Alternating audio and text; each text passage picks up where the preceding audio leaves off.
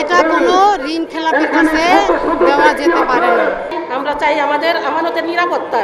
আমরা সুদমুক্ত ব্যাংকে আমাদের আমানত রেখে আমাদের আমানতের সার্বিক ইহকালীন এবং পরকালীন উভয়কালীন নিরাপত্তা চাই।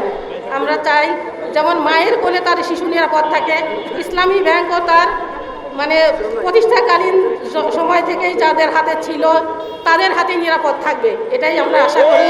এবং আমরা চাই ব্যাংকটা যে অবস্থায় ছিল পূর্বের অবস্থায় তাদের ব্যাংকের মালিকদের হাতেই ফিরিয়ে দেওয়া হোক।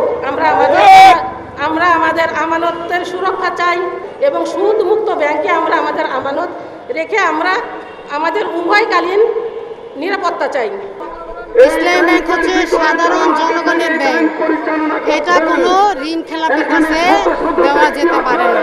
আপনাদের বিবেক নাই, আপনারা বিবেককে প্রশ্ন করেন। তার বউ ঋণ খেলাপি, সে কার দোষর? এসালামের দোষর। এসালামের সাতটা ইসলাম কতগুলি ব্যাংক ধ্বংস করছে, সেই টাকাগুলো আগে তুলেন।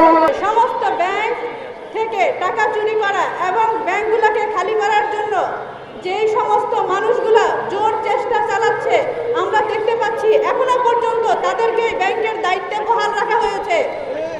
আমরা চাই এই অবস্থার অবসান হোক, এই জন্য আমরা এখানে এসেছি।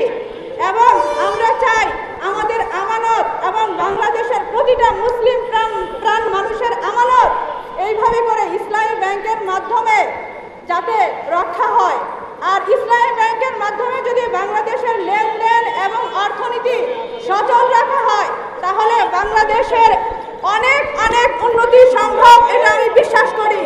সুদমুক্ত এই ব্যাংকিং ব্যবস্থা চালু